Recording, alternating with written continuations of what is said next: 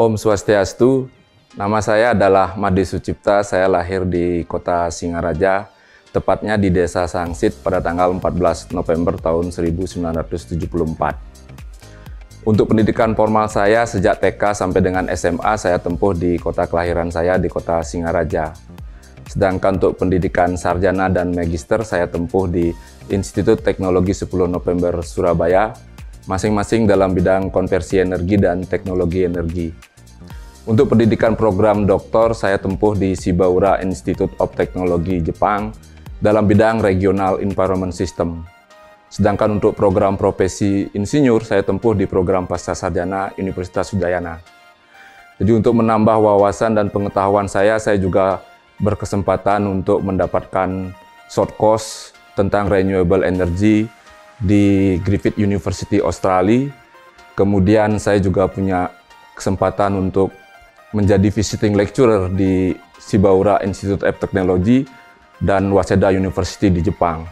Sejak saya menjadi dosen di Universitas Udayana pada tahun 2000 itu, saya sudah banyak terlibat dalam program pengembangan kampus, khususnya pengembangan program studi teknik mesin di mana saya berhome base, mulai dari program SEMIQ, SP4, TPSDP, dan bahkan program lainnya.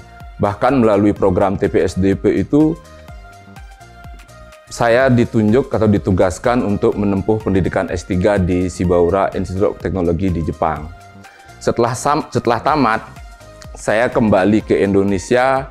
Saya pernah ditugaskan sebagai Ketua Pusat Pengembangan Karir atau CDC dulu namanya, Career Development Center, Sekretaris Pusat Kewirausahaan, Sekretaris Program Studi Magister Teknik Mesin. Pernah juga mendapat tugas sebagai Wakil Dekan Bidang Akademik di Fakultas Teknik dan Wakil Dekan Bidang Umum dan Keuangan di Fakultas Teknik.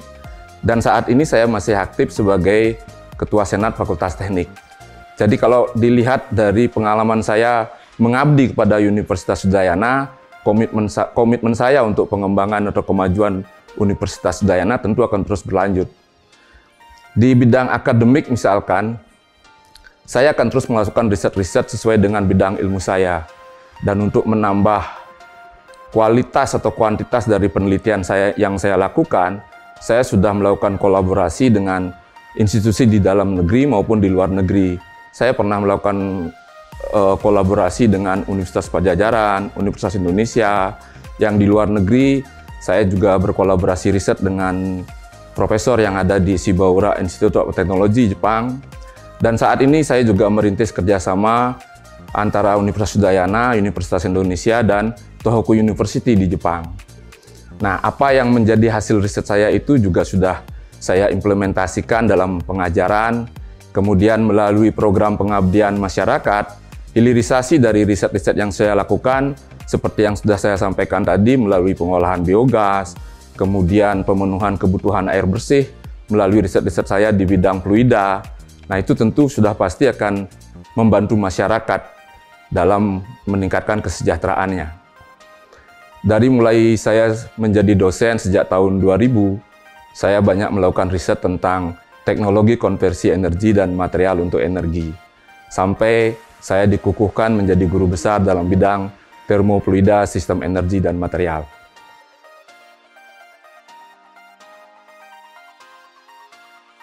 Orasi ilmiah yang saya sampaikan pada saat pengukuhan berjudul kendaraan listrik berbasis fuel cell dengan sumber energi biogas.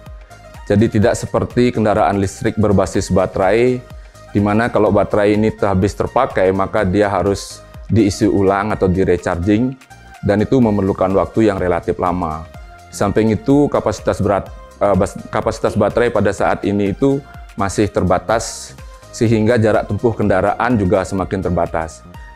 Apabila kita punya kendaraan yang mempunyai rute yang panjang, jarak jauh, maka kita memerlukan kapasitas baterai yang besar pula. Dan itu akan menjadi beban bagi kendaraan listrik, baik itu dari sisi massa dan volume baterai yang diperlukan.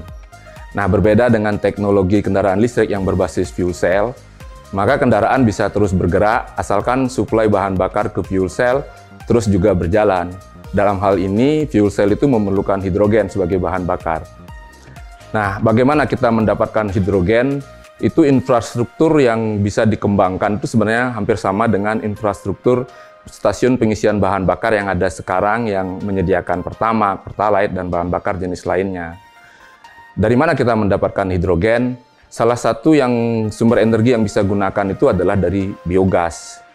Biogas ini kalau kita tahu produksinya banyak dikembangkan di Indonesia. Bahkan di Bali dengan program Simantri itu salah satu produksinya adalah biogas. Nah, biogas ini kalau kita lihat kandungan gas yang paling banyak ada itu adalah metana dan karbon dioksida.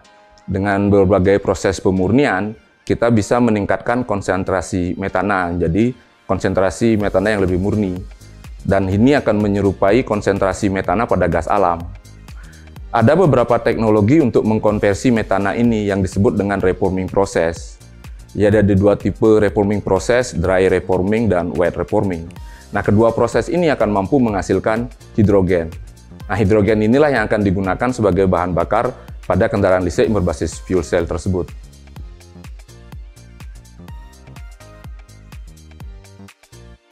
Di beberapa negara itu sudah banyak dikembangkan kendaraan listrik yang berbasis hidrogen. Nah, kalau perkembangan kendaraan listrik berbasis hidrogen ini terus meningkat, tentu kebutuhan akan hidrogen juga akan meningkat.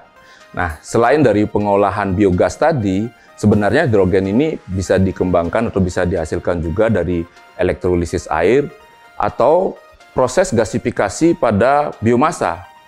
Termasuk di dalamnya biomasa ini adalah sampah domestik. Kita tahu bahwa di Indonesia ini permasalahan sampah, terutama di kota-kota besar itu masih menjadi masalah yang besar. Nah, apabila kita mampu memproses sampah domestik ini melalui proses gasifikasi, dia juga akan mampu menghasilkan gas dengan kandungan energi yang tinggi. Sekali lagi, melalui proses pemurnian dan pengkondisian gas yang dihasilkan dari gasifikasi itu, kita juga akan mampu menghasilkan hidrogen. Nah, hidrogen ini nantilah yang juga sama akan dilakukan untuk suplai bahan bakar ke kendaraan listrik yang berbasis fuel cell.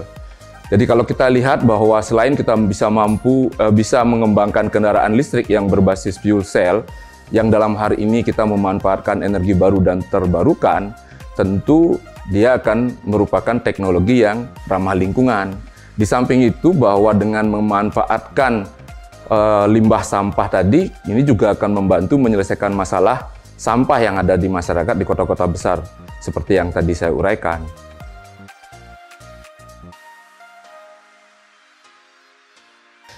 Dan sejak 2 tahun terakhir, saya sudah aktif berpartisipasi membimbing kegiatan-kegiatan kompetisi mahasiswa, terutama pada program Kreativitas Mahasiswa atau PKM dan PPK Ormawa, yang salah satu tujuannya juga untuk pemberdayaan masyarakat.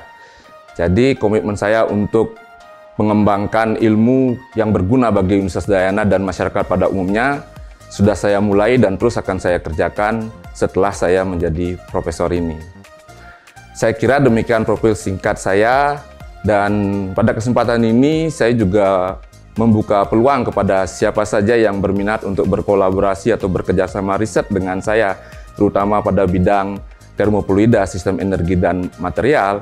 Tentu ini akan menambah wawasan dan pengetahuan saya untuk meningkatkan kualitas riset saya bagi pengembangan kemajuan Universitas Udayana dan masyarakat Indonesia pada umumnya. Terima kasih.